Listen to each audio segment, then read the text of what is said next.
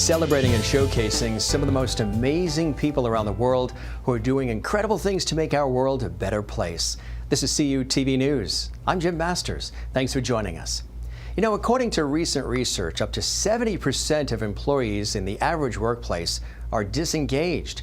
And of those 70%, 51% are looking for a new job on the company dime, which leaves the remaining 30% carrying the entire load. Not a winning scenario for any company. Today on CU TV News, we celebrate Melissa Porterfield.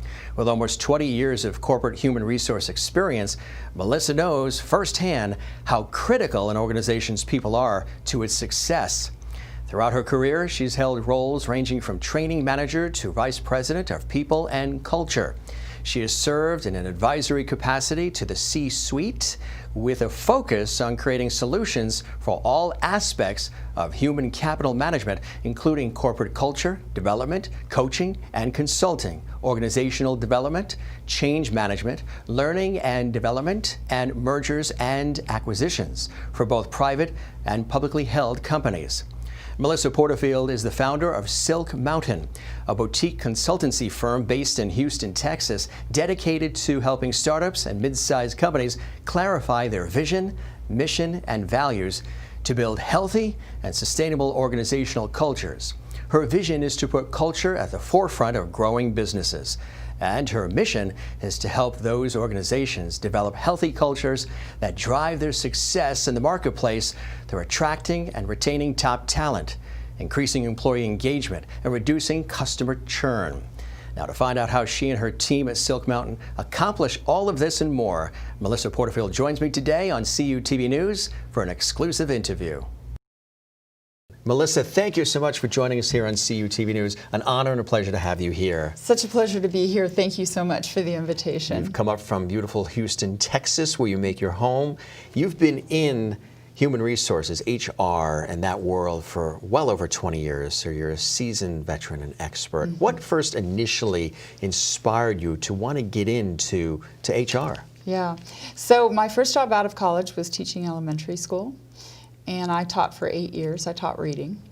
And then I was encouraged by my principal to consider going into administration, which I actually hadn't thought about. But I got my master's degree, and while I was working on it, I got hired as an assistant principal at a new, what we call a magnet school, where children from all over the school district could come. It had special programs, gifted and talented, fine arts, math and science.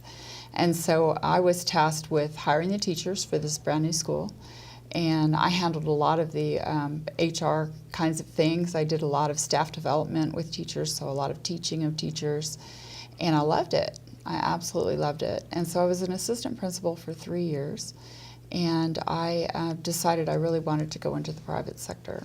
So my first job in the private sector was an HR manager for a manufacturing company in Austin. And that's how I got my start. Fell in love with it. And you were with them for a long time, that company? I was with them for about 3 years. I was living in Austin, and that's when things were really booming, and tech was really booming, and so moved around some while I lived there, and then I moved back to Houston in 2012. So what was it about HR specifically that spoke to you? Because you're dealing with the employees directly, you're dealing with management, right. You're sort of that go-between in between those two worlds and sort of bringing them together, the needs of each. Yeah. So what was it about that spoke to you as a person? What I always tell employees, and what I always tell companies I work for, is that if I had to break it down into percentages, it's 51% for the company, because of course I have their interest to protect, but it's 49% for you as an employee. So I'm here to have your back when you need it. I'm here to help you when you need it. I'm also here to talk to you when something happens. Mm-hmm. So understand that that's how that's going to work. I've really enjoyed a lot of the learning and development that I did. I've done a lot of leadership development, helping leadership teams get better, training a lot of new managers. And so that part of it really spoke to me a lot. Now, there were other parts of HR that I wasn't that crazy about, but like benefits, not my thing, but I certainly did it because it was part of my job. Now, I mentioned in the introduction, which probably surprises a lot of people, about 70%, according to recent research, 70% of employees are relatively disengaged. Why do you think that is? Well, there's a number of reasons. One of the main reasons that employees are disengaged is because they're not passionate about what they're doing, or they don't see meaning in their work.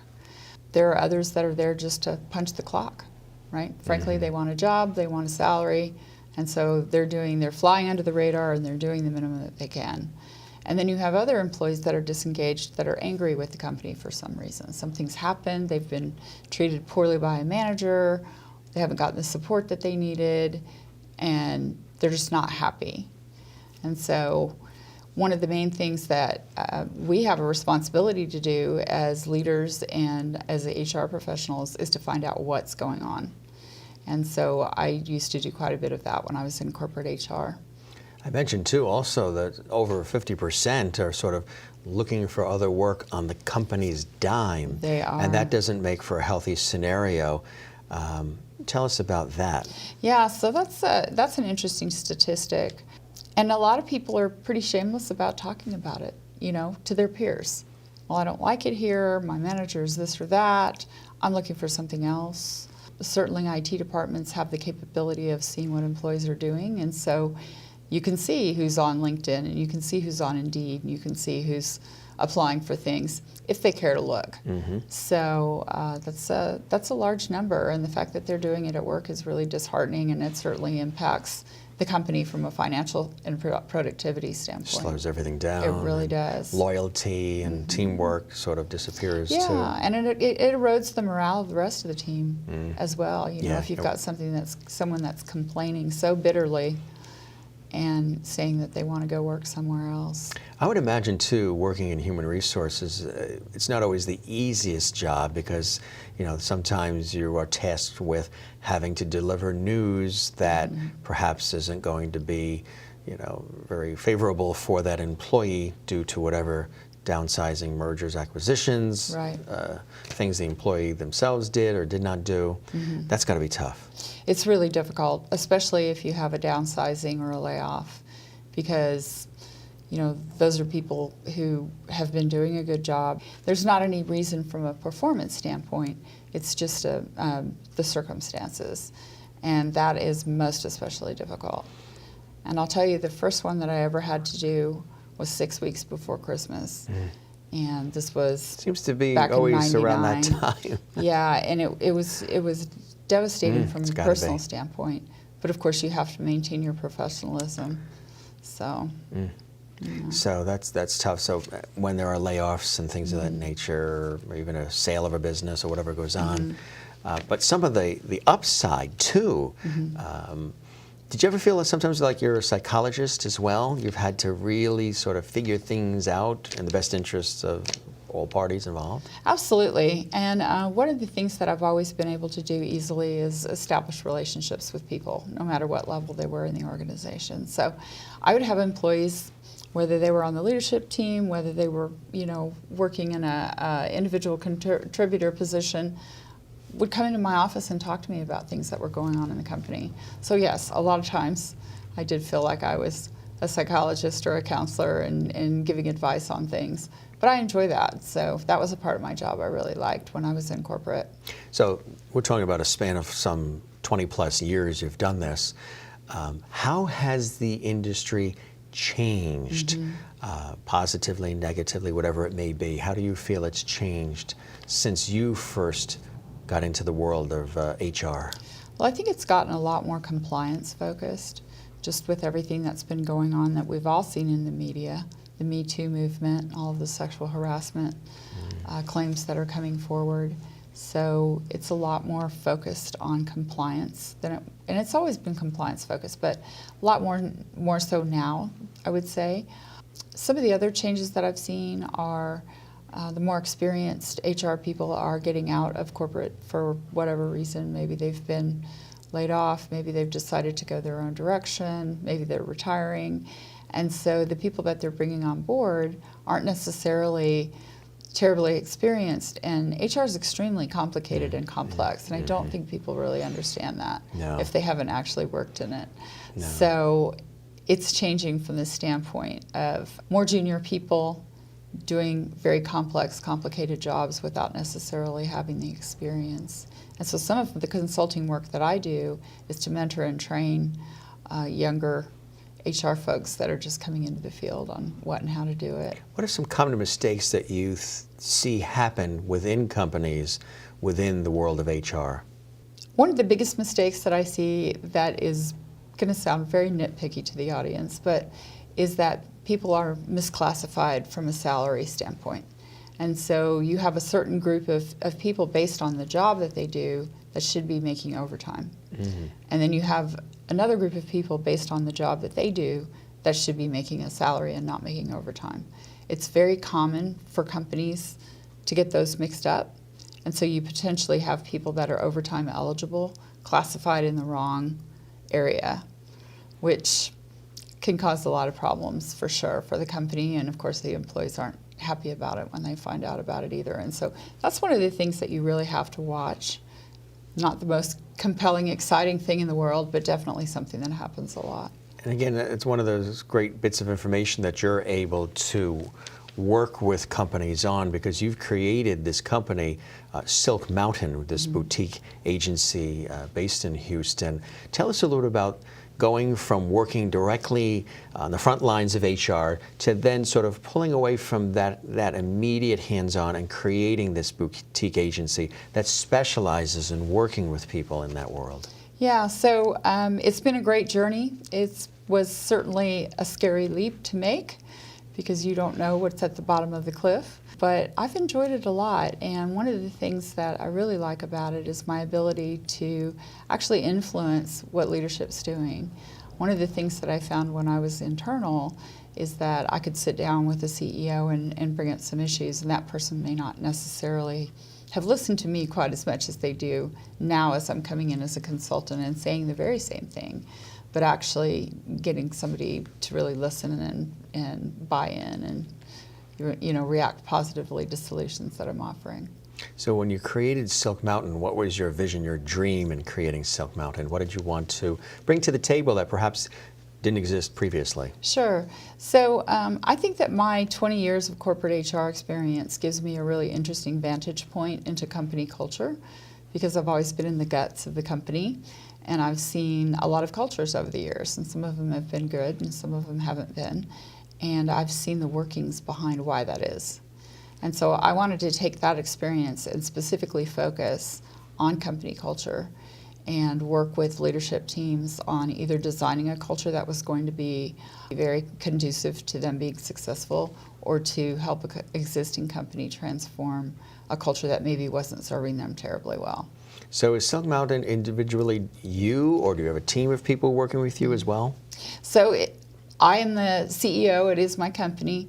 I do have what we call a bench of other consultants and people that I can go to for specific things if I need to, but I don't have any other employees. I plan to keep it that way. Yeah. Yeah. I may more hire personalized approach too, more hands-on. Yeah. I think you're able to provide personalized service. That's right. That's right. So tell us about Silk Mountain in terms of some of the incredible things that you do.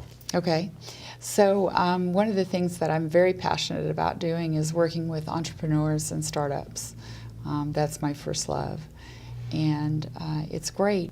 I get to go in and I get to start with somebody that's in the very nascent stage of launching their business. So they're getting everything ready. And they usually haven't thought about culture because they're busy. And I can relate because I'm an entrepreneur. I'm busy. I get it. But what happens typically is we'll have the conversation. They'll go, oh, yeah, I'll think about that. I'll think about that. And then it comes time to hire their first person, and they call me in a panic. Well, I'm ready to hire, and I'm not sure, how to do it, what to do. I don't want to make the wrong hire. And I'll say, well, there's a number of people out there that are going to have the skills and experience that you need for the job, but how are you going to know that they align with you? Right. And that really gets the wheels turning. And so then we can go back and we can really talk about the vision and why they exist. I believe that companies exist for two different reasons. Occasionally there's a company that exists for both, but a company exists either to change the world or to make people's lives better. And I think when I explain that to somebody in those terms, it really gets them thinking, because I'll ask them, which one's yours? Now, has that changed at all, those two things that you just listed? Was there a time when the purpose predominantly was to make money? I think that there was certainly a time, and even if you ask employees today, they'll tell you, oh, well, the purpose of my company is to make money. And the answer is, well, no, that's really a byproduct of doing it right. So if you're focusing on having a company and business just to make money, your employees aren't going to be very happy, and your customers are probably not going to be very happy. So it's really a matter of digging down and digging deep and thinking back, why did we originally do this? It's out of a passion and a desire and things of that nature, which really make a difference. So in your desire to help people, especially startups, entrepreneurs, because you work with folks at all levels too, even seasoned companies, but specifically the entrepreneurs, those startups, like you said, you're guiding them not just in the HR part of things, but also in sort of taking that dream and making it more standardized, streamlined, focused, getting a plan and then sticking with it and going, constantly making moves that go forward in a positive way, right? Right, absolutely. And what I find with startups is their first hire is usually not a leader. It's them and somebody to actually do the work, right? So if we can get that right, if we could get those things defined and articulated and get that first person on board that's in alignment, then they get it. They get the feeling of it. When it becomes time to hire somebody in a leadership or management role, I always tell them, I said, this is the most key hire you're going to make. Because if that person isn't aligned with you, then you're really going to have issues. I find that a lot of people are unwilling to make the tough decision if they've hired somebody that doesn't fit. And I don't blame them, because it's really difficult. However, you've got somebody that's out of alignment with what you're trying to do, and it creates additional struggles. So if you do it right on the front end, then the chances of you having an issue on the back end are certainly diminished. So a company that's already established, we're talking about the startups and entrepreneurial folks now, but maybe the next level would be the companies that are already flowing and maybe they've been around 10 years, 15 years or so. In that case, in that scenario, at what point would they bring a company like yours, like Silk Mountain, into play for them to help them? Yeah, so the company that I mentioned a few minutes ago, the service organization, it was interesting when I met the CEO and he asked me what I did, and he said, I really want to talk to you more about that because I'm having problems. And so I met with him and he told me everything that was going on, and I said, yes, you are having problems, and it's certainly something that I can help you with. But what kinds of problems would you be witness to, roughly? Sure. So a lot of times it's the leadership team that's misaligned. Leaders have to be able to be vulnerable with each other. They have to have a lot of clarity around what they're doing. They have to be on the same page. They have to be marching to the same tune and exhibiting the same behaviors. And so if there's any kind of dysfunctionality there, it's going to flow over to the employees, because employees watch everything that the leaders do and everything that their managers do. And they make a lot of judgments about the company based on that. So it's extremely important, if a company's large enough, to have a leadership team to make sure that they are locked tight with each other. How do you define for you what a good leader is?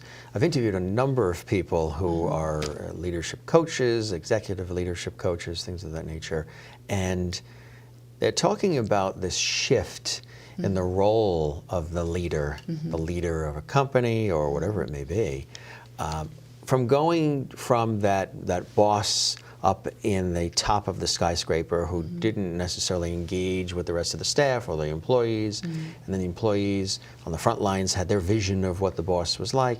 But now some of them they're rolling up their sleeves and they're getting more engaged, and they're bringing more perspective and ideas from the staff, from the employees at all levels of the company into play, and listening to some of their ideas and their dreams and hopes and aspirations. Do you see that shift happening, and would somebody that does that in their company define one of the elements of being a great leader? Absolutely. I think the biggest thing that a great leader can have is influence. And it shouldn't be influence because they're sitting on the top of the heap. It's influence because they know how to engage with people. They know how to listen. They know how to take other people's ideas. They're not married to their own thinking. Another aspect, I think, of a great leader is servant leadership. And so what I mean by that is that that person exists to help others be successful. And it seems like a bit of a paradox, but it actually works very well. When you've got somebody that has that mentality about them, that is saying, you know what, it's our company, I'm here to help make you successful, help make it successful. And so those two are big differences that I've seen over the years. What's another element that would make for a great leader, you think, that you've seen as things have changed, as societal changes, cultural differences, just the way business is conducted these days? I think another thing that makes a great leader is somebody that's willing to pull the employees in and get their ideas. And that is conscious of diversity, appreciates diversity. You know, not only diversity in the way that we would normally think about it, you know, people from different areas of the country or different countries or whatever, but also people that have a diversity of thought, because it's very easy to get caught up in your own view of the world, and it's so much more helpful to bring people in that can say, well, wait a minute, let's look at it this way. Are we in a leadership crisis right now? Yes. So how do you define what that is? So I think that the biggest way that you would define the crisis that we're seeing right now is the changing of the old guard to the new guard. And I know that there are a lot of people that are baby boomers in leadership positions, and they're getting ready to retire. They don't necessarily have a good bench of people coming up behind them to take over. And I'm not saying that a lot of the old guard were necessarily great leaders, although there are definitely great leaders out there. But they're not really investing in the people coming up. They're not doing the leadership development. They're not doing the leadership training to help them get ready to go. So one of the things that I'm starting to see in companies is this concept that we call distributed leadership. And so in order to keep up with the changes that are going on in the world right now, that old school thinking of the hierarchy where you have the CEO at the top and you have the cascading layers of management has to go away. And we're seeing it in matrixed organizations, which can be a little bit confusing. But distributed leadership means that you don't necessarily have to be in an official leadership position to still exert that influence and that leadership ability with your team. So it's spreading it out, it's making it more equal. It requires the leader to give up some of their ego and check it at the door and understand that they're not the smartest person in the room, and that there are other people that can contribute equally well. And overall, that makes for a healthier environment and more productive environment, because then everybody is invested in the success of their work and the success of the company as a whole, right? Yeah, it's a very radical shift that we see happening. There's not a lot of companies that have adopted it yet, but I believe that they will be. I think it's the wave of the future. Are there any companies where that scenario wouldn't work? Any sort of a structure where, would that be maybe a family business or something, or? I could see in a family-owned business that perhaps it wouldn't work that well, but I would also suggest to that company that they think about it, because at some point the patriarch or matriarch of the family, whoever is at the top that's running it, isn't going to be running it anymore. Right, exactly. So. Time passes. So we talked a little bit about cultural issues within a company, company atmosphere. Tell us a little bit about what cultural issues would possibly come up. Sure. So I think the biggest issue that we see in companies is that people aren't aware of what the company wants to be all about or should be all about. So if you were to talk to even a leadership team or a number of employees and ask them to articulate the vision of the company, probably wouldn't be able to do it. You would certainly have employees to say, oh, well, the vision is to make money. To make money, right, right. Yeah. And then some other areas where I think that there are a lot of cultural issues come from a value standpoint. So if you have lots of pretty words on your wall that say, we're collaborative, we have integrity, we do this, we do that. Honesty, loyalty, dedication. All of those good things. But you're seeing behaviors displayed across the organization, especially from leadership. That aren't matching that. We You've got care a problem. about you. Yeah. Yeah. You've got a big problem. I read a book recently that was really interesting. It was about the best places to work, and it was written by the organization that founded that Best Places to Work. And they said that every company that has been on the list, their foundation has been trust. So it was listed by company? They actually broke down company names. Oh, yeah. Did it also break down industries too? What are some of the more favorable industries to be in? You know, it's really interesting. If you look at it, and Forbes puts out a list every year of the top companies to work for, best companies, and they're kind of industry agnostic. You know, it can be. I've seen companies on there that have been really surprising to me. Yeah. But based on their research, and they've done a lot of it, it's trust. And if they can build that foundation of trust and build their values on top of that, then they're well positioned. I think that there's a lot to be learned from that. Too often, I would imagine that highly productive employees are often promoted into positions where they don't necessarily have that expertise or that skill set. Tell us about that and what happens then. Let's say you have someone that's a great software engineer, and he's just doing so well, and they decide, oh, this person's going to be a great manager, we're going to give him a team. Or a spokesperson, or out there talking to people. Yeah, and they tank because it's not their skill set. They haven't gotten support, they haven't gotten development. They haven't necessarily even asked the person if that's what they want to do. And so they struggle. And so without that support, without that development, and without those opportunities, maybe it's coaching, maybe it's classes, maybe it's both, it really puts that person at a disadvantage, which is unfortunate. What are some of the questions? So give us an idea of when Silk Mountain is called in to work with the startup, the entrepreneur, individual, corporation, whatever it may be.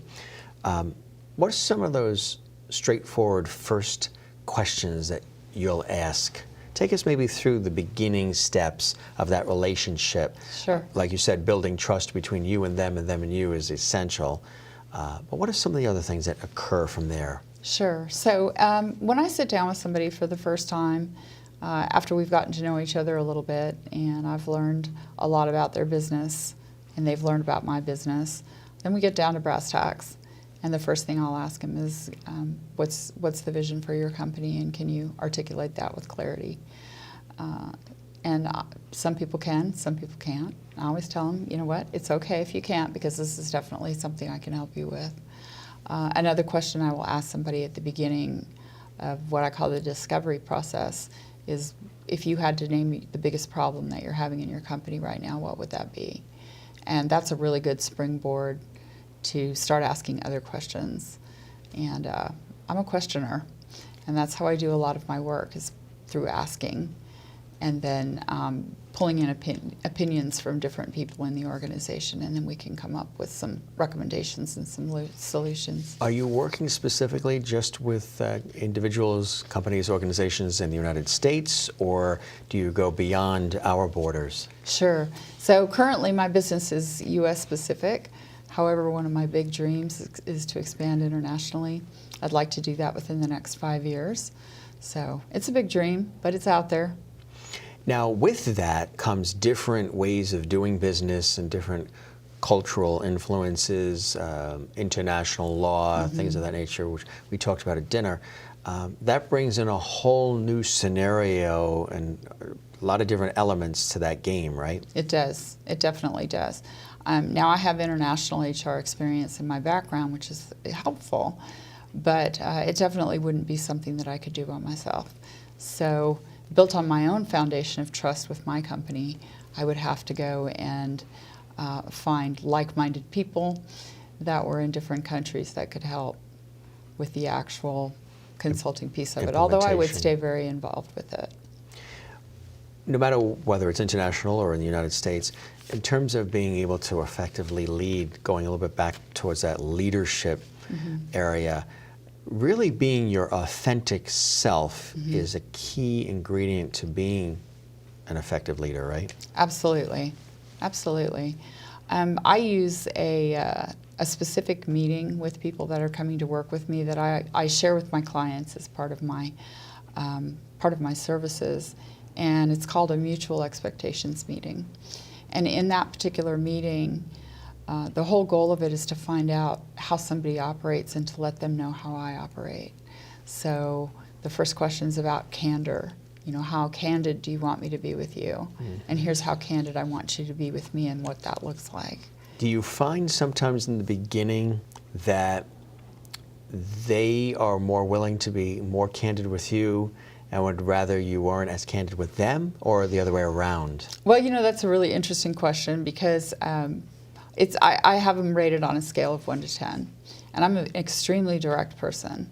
So with me, I want people to be 100% candid. 10, absolutely. Don't hold back. Don't hold back. Just tell me what's on your mind. I get a lot of employees like, oh yes, I want to be a 10 too. And it's like, okay, well, let's talk about what that really looks like. Because if I'm going to be at a level 10 of candor with you, we're going to just sit down and have a very straightforward conversation. Professionally, I'm going to be nice about it, but we're not going to mince words. We're just going to talk about it, you know, whatever it is. And I find employees that will kind of backpedal a little bit and go, you know, maybe I want a softer approach, which is fine. I mean, that's the purpose of Bedside manner. Yeah, and I don't think I have a bad bedside manner, but it's just a matter of changing the way you message information so that somebody can hear it and take it in and process it and then use it effectively without feeling like they've been talked to very directly. Lecture that. So do you... Well, I don't lecture. Right, which is perfect. Do you adjust... How individualized do you make? I mean, obviously what you do has a lot of background and formulation to it and structure, but I'm sure you tweak and adjust it based on the personalities you're dealing with, Absolutely. the culture, the environment. So you'll approach different things different ways with the same material and the same bottom line approach and striving for that effectiveness, but at the same time you might alter it a little bit based on what you're seeing in front of you. Right. And so there's been a lot of work on that. It's actually called leadership styles. And so I definitely adapt mine because I can be pretty hard driving, and that's certainly not how I want to be with people at all.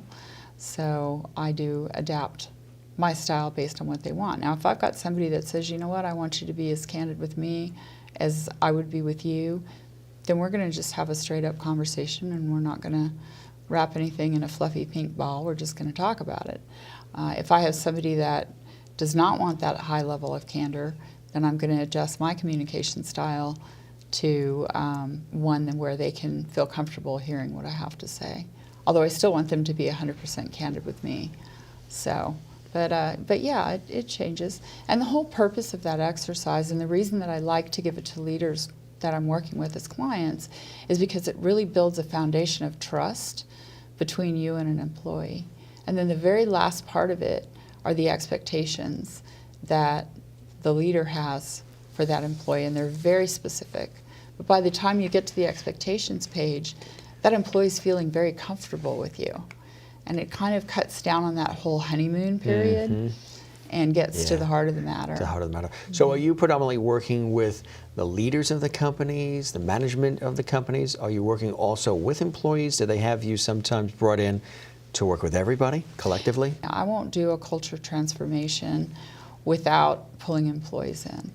Because if it's developed by the CEO and he says, from now on, thou shalt be this, you know, it's not going to fly. So we really need to, I do a lot of focus groups with employees. I'll have focus groups with the leadership team, with the managers, with the employees. Then I'll mix them up so that we can really start getting a good dialogue going. And then when we get ready to roll it out, we've got that buy-in already. And a lot of times the employees have better ideas. So it's important to get that feedback from everyone. What do you think makes your approach unique and different, your perspective? Of course, coming from 20 years on the front lines in human resources, that's a big bonus, a big plus. But what else do you think makes your particular approach and effectiveness unique and special? What other elements of your approach stand out? So I have the ability to establish rapport with people very easily, and it doesn't matter what level of employee they are or where they work in the company. It's something that I've always been able to do, and I certainly use that to help get people engaged in conversations. I find that people are willing to be very honest with me, and I know how to keep confidentiality. So if an employee is talking to me about something specific that's going on, I can couch it in such a way that they don't have to be worried that they're going to get ratted out or whatever. So I think that's part of it, is just my style in general. Let's talk a little bit about something called voluntary turnover. What is that? Okay. So voluntary turnover is where the employee decides on their own that they want to leave. And it's interesting because almost every company does exit interviews where they sit down with a person and they say, okay, why are you leaving? And they have this series of questions. Good companies always ask, what could we have done to keep you? And, would you recommend the company to friends and family? And people aren't necessarily honest about that. Nobody wants to burn a bridge. So the way that I generally find out why somebody's really left is water cooler talk. And because I've been able to establish relationships with people in the organization, I can find out what was really going on and why they really left the organization. And voluntary turnover is not necessarily a bad thing, because sometimes you have someone that's not a high performer that knows that the eyes of management are upon them and decides to make their move on their own. But where we really get concerned is when our high performers are walking out the door. And that's saying something about the company? Yes, the I think atmosphere, the environment, the approach. Yeah. And there's two data points that are so important for companies to be thinking about that often get buried in the leadership report monthly meeting, however often they have it. And one of them is their voluntary turnover. What's that percentage? And then the other one is level of engagement of employees. But with the voluntary turnover, actually either one of them, you need to follow the data. Mm-hmm. You really need to dig. You need to find out why. So if you have a group of employees that are leaving the same manager or the same team, you need to look into that.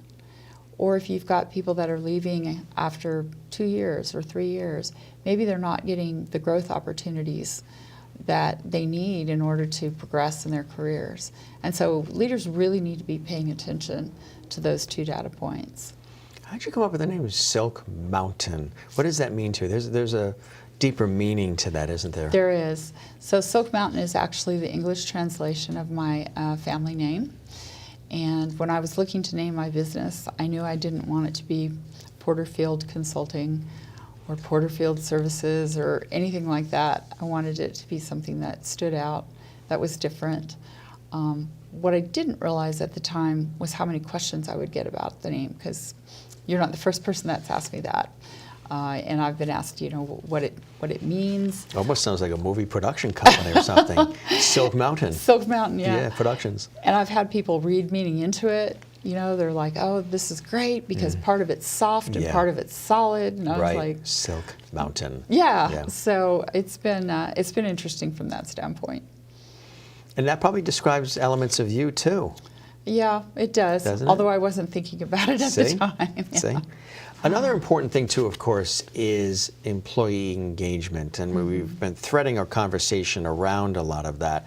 But that is really vital. Employees do need to feel like they're heard, they're engaged, because when they are, I would imagine the productivity level then rises, and like you say, the gravy of it, of the making the money, that rises, which pleases shareholders, things of that nature. But also then the quality of whatever the product is that's being produced will be higher. So there's so many benefits to employee engagement as well, right? Absolutely. Employee engagement has been getting a lot of press for years now, and to the point where people are getting a little jaded about it because I don't think they necessarily really understand what it means. And I don't mean that in a negative way, but... Is it because of the rush to get the work done, because we're in a faster society? Get it out, we got to get it done, we got to move on to the next thing, that time isn't being taken to delve into that as much? Well, that's part of it, but a lot of it is, you know, people look at these very successful tech companies and they think, oh, well, if I bring lunch in every day for the employees, or if I have ping pong tables or a meditation and room skateboards or, you know, pool tables or whatever right. the perk is, then my employees are going to be more engaged. And that's not true. Employees are going to be more engaged when they see leadership that's engaged with them, and they see leadership that's walking the talk, and they see leadership that's very clear and very cohesive on what they're doing. And that's what really helps with employee engagement. Now, it's one thing I would imagine to design a culture, and then another thing to actually install it, right? Yes, it is. So designing the culture, I wouldn't say it's easy because it takes a lot of thought and it takes a lot of tweaking and writing and rewriting and, you know, discussion. But actually getting it out into an organization that already exists is definitely challenging. One of the ways that I suggest that companies do that is find out who their influencers are in the company. And they're not necessarily in formal leadership positions. They're employees that have a lot of influence, a lot of, power is the wrong word, but you know, maybe they're charismatic.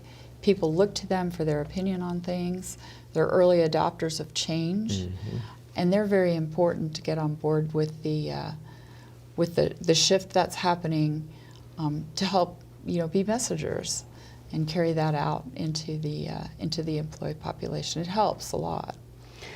Bottom line for you, you really have, it's almost like a twofold vision, like you described earlier, in wanting to improve the lives of employees, as well as sort of create this environment within the company where everybody is thriving and growing as well, right? Yeah, that's absolutely my vision. Yep. And what I like too is the fact that, you know, you're so devoted and dedicated to this.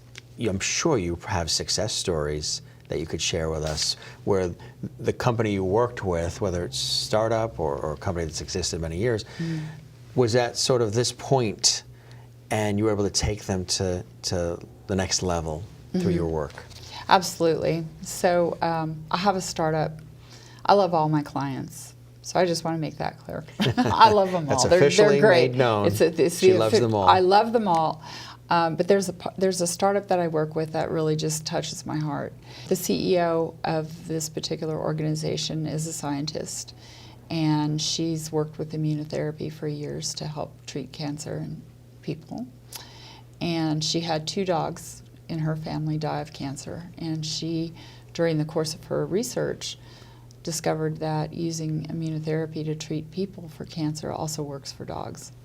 And apparently it works for other animals. We had to really narrow her focus because when she wanted to start her company, and she'd actually thought about a lot of this before she brought me on board, she realized that she couldn't treat every type of animal in the world, so she decided to focus on dogs first.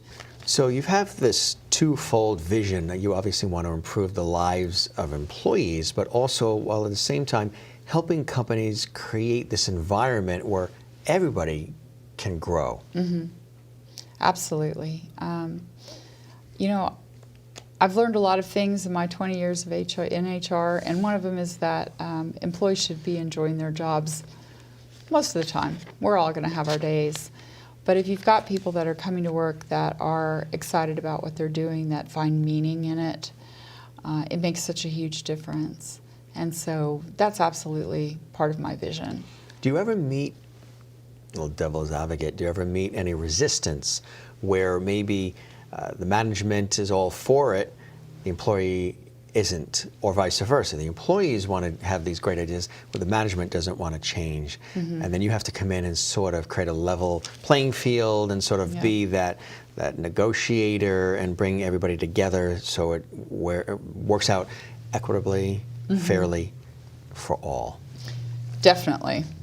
That was a very confident, definitely. That was a very confident, been definitely. there, done that multiple yes. times. Yeah. So a lot of what happens with employees that are resistant to changing is that kind of, oh, here we go again mentality, you know, where management has thrown so many changes at them over the years that they're just like, yeah, right, here we go again. We're going to throw something against the wall and see if it sticks. Yeah. Right. So you certainly see a jaded population sometimes, especially in a company that's tried to change a lot of things quickly. It's very difficult. On the flip side, you can have a leadership team that doesn't think that there's a problem, or thinks that if they put two beanbag chairs and a ping pong table in the break room, they're going to be Google and it's all going to be great. So it takes a lot of conversation, a lot of finesse, and sometimes being very direct and just saying, look, you know, you've got a problem. Your people are leaving, your people aren't engaged, and you know, your customer churn is up. You've got customers that are leaving you and not, you know, as happy with you as they were before. And that's how you define customer churn, is that they are no longer buying the product or no longer coming to that company for whatever it is they offer. Exactly, yeah. And customer loyalty is kind of going by the wayside these days, right? Yeah. There's so much competition anyway, and so it becomes that much more critical to hold on to your customer base. How about the whole online world that's now happening, where we're moving away a little bit from the bricks and mortar way of doing things to everything happening? Not everything. Certain industries, obviously, you can't, or it's just not conducive for it to be. Right. But a lot of industries are moving to this online approach where we're clicking and swiping, and that's it, that human connection, that interaction with that person, whether it's a customer service person that helps you or whoever, is sliding away. How is that changing everything for companies, for people, for engagement, for relationships with the public, from your perspective? Sure. So a lot of the online companies, if you think about it, are really consumer related, and people will jump for a price very easily, including me. And when I'm shopping, I look on Amazon, I look on eBay, I figure out, you know, which one's the best deal, and it doesn't really matter that much about the person behind the scenes. Not that they're not important, folks at Amazon, you are, but I think that, you know, I'm representative of a typical consumer.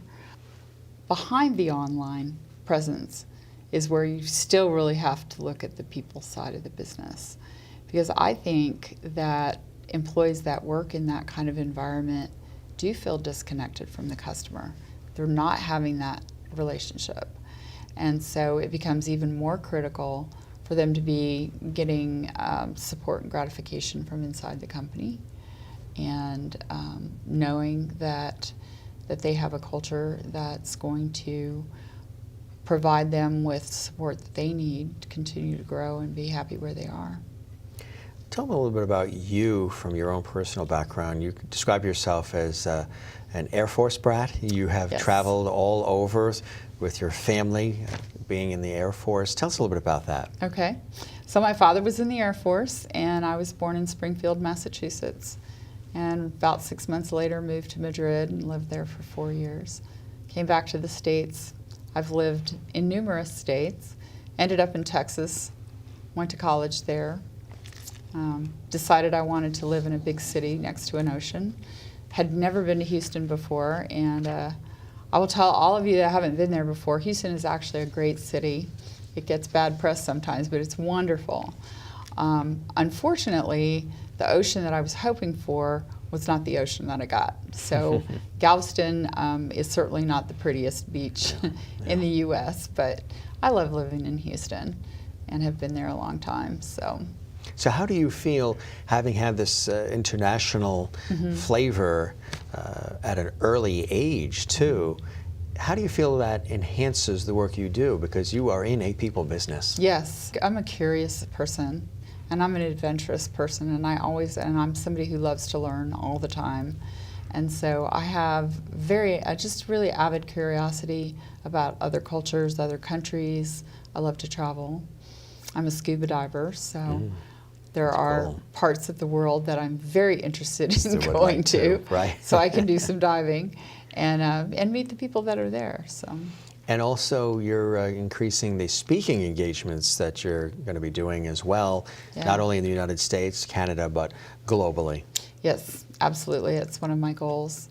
So you would like to go into companies and do a speaking engagement specific to a company, or do it sort of in a large venue where representatives and people from a variety of different industries and companies come to hear your message? I like both, actually. When I go into a company, of course, it's a much more intimate situation. Tends to be almost more of a seminar format. Right. If I'm speaking to a larger, more mixed group, then I make it as much like a seminar as I can. But you can't. It's very difficult to have that interaction between people in the audience in a larger setting. Yeah, the intimacy, right? The intimacy, right. But I still want to get my message out there. I still want to talk to people about the importance of company culture and what it looks like when you've got a good one in place and what it looks like when you don't. There's a number of people who do that work in terms of speaking engagements as well, who are well known, but that you've always looked towards Ken Blanchard, John Maxwell, Marshall Goldsmith, who I've personally interviewed. He's actually been in this studio. Yeah. Some really, really great ones. And also this gentleman here with this book called The Advantage, and you brought Yes. this here to the studio. What is it about his work, define him a little bit for us, that stands out in particular for you and this book as well, The Advantage? Yeah. So I have, as you mentioned, I have a lot of leadership consultants, writers, speakers that have been very influential on my thinking and my work. Out of all of them, Patrick Lencioni is my hero. So Patrick, I hope you're watching this. He has such a great way of getting his message across. A lot of his books are stories. And one of my favorites is a book called Death by Meeting, and it's a story of a guy who has just sold his company, and he has very ineffective meetings. And it talks about exactly what that looks like and what a good meeting should look like. And so it's a small book, it's short. By the time you're finished with it, you're like, oh, I just read this really interesting story, and wow, I learned a lot of stuff. Well, The Advantage is written differently, and it is not a series of stories like his other work is. It's all very practical advice. His stories are practical as well, but this takes the concept of organizational health, which is such a big part of what I do, and talks about different areas of organizational health and how you should have a very cohesive leadership team, what that looks like, how you get it there, the questions that you ask. And then it talks a lot about clarity. So it's clarity of message, it's clarity of understanding from the employees, and it's just making sure that you're tight yourselves, that you understand, you help each other, and that you're getting that out there to the employees. And if you're healthy from a leadership standpoint, then your organization is going to have a much better culture. And so what was interesting is when I started my business, if you look at my website, it says a healthy organization is the foundation of a great culture. I hadn't even read this book yet. I hadn't heard about it. And someone that I respect very much asked me if I'd read his latest book. And I was like, oh my gosh, I didn't even know there was one. Shame on me. And I read it and absolutely loved it. So. Speaking of books, I hear, a little birdie whisper in my ear, that you are working on a book, considering putting a book out as well. I am. What's that process like for you? It's a daunting process when you first get going. Yeah, it is a daunting process. The book is called Alignment, and the premise is that if you have an established culture, then you should look at your branding strategy. And I'm not talking about the logo or the website or the brochure, but I'm talking about the actual strategy of how do you get your message Right. to the world, to your employees. So you align that. And then you look at your processes and you make sure that your processes are in alignment with your culture and your strategy, your branding strategy. And then the last piece of it, which is certainly extremely important, is your workspace design. And so everything should, this is why it's called alignment, because everything should be in alignment. I should be able to walk into a company, you should be able to walk into a company and get a real feel for what it's like based on what it looks like. Even smell's a part of it, which is so interesting. Yeah, the aroma and the scent. Right? Yeah. And so anyway, that's it. It is daunting. I was hoping to have it done this year. That's not going to happen. You're taking time to make Yep. sure it's done right. Shooting and for next year. That's it. That's And, fantastic. really Keep moving excited forward. about it. Yeah. What are some of the things when you look at your life's journey and your experience in this career pursuit you've had, where you've worked with so many different people and continue to, what are some of the things you love about, you're passionate about in this work that you do? Passionate about a lot of it, actually. It's why I get up in the morning. I love what I do. And being able to go into an organization and help them change for the better is so incredibly gratifying. And being able to help people have better lives at work is so incredibly gratifying, because we spend more time at work than we do with our families. And when people get home at the end of the day, they shouldn't be ready to kick the cat, right? They should be happy to be home, happy to see their families, happy to be doing whatever they're doing, because they've had a meaningful day. And so that's a lot of what drives me. The future of Silk Mountain, the work that you're doing, tell us about some possible exciting things that you're working on, things that you want to do in the future with the company. Well, like I mentioned, I do want to expand internationally. Certainly want to grow the company, work a lot more outside of Texas than I have been. Get into Canada, nice, our neighbors up north, and really just expand, do a lot more seminars, a lot more public speaking or professional speaking, I should say, engagements. If somebody's watching right now and they are on the cusp of either starting a company, they're a startup, they're putting their ideas together, or they are a company that's been around for a while, or maybe they're a company that's very well known and established and they've been around decades, what would you suggest, what little tidbit of advice would you give them in terms of making that initial connection with a company like yours and bringing in your consultancy? Yeah, so by all means, check out my website. You can certainly get a hold of me there. I'm on LinkedIn. I have a Facebook page, so there's ways to get a hold of me there. My number's on my website. Call me. I'm very approachable. Exactly. And would love to talk to you. What would be a good trigger for them? When is the time that they should bring you in? Well, that depends on the stage of the company. Yeah. So if you're a startup, bring me in on the front end and let me help you get your culture Don't designed. Don't wait until you're in a panic to hire the first right. person. And that happens too often, right? Very often, because and a lot of times a startup will make a less than great hire because they need somebody and they need them now. Right. And so To just bring them in. they'll grab the warm body that can do what they think Who they said, can I'll do it, but the skill set might not be there, the passion might not be there. Exactly. Right. So Exactly. if you're a startup, call me now. And the mid-level, the company that's Yeah. been going for a while, If it's same not, thing? if you're seeing your voluntary turnover going up, and you're seeing your employee engagement going down, and you're seeing customer churn, it's time to give me a call. And a company that's well-heeled, that's been in it for a long time, and that perhaps is stuck where they see technology and the world and society changing around them, and they don't know how to adapt to that. We're seeing that in retail, we're seeing that in some other areas. This well-heeled company, legendary names, Sears going through that, a lot of companies, Pennies. Time for them to make contact as well. Yeah, absolutely. happy to come in and see what I can do. You know, I know that some of those companies are on the brink of huge changes. Yeah. And I do have a lot of change management experience in my background and can certainly help work through those kinds of issues as well. What brings you the greatest joy about the work you do? Culture. Absolutely.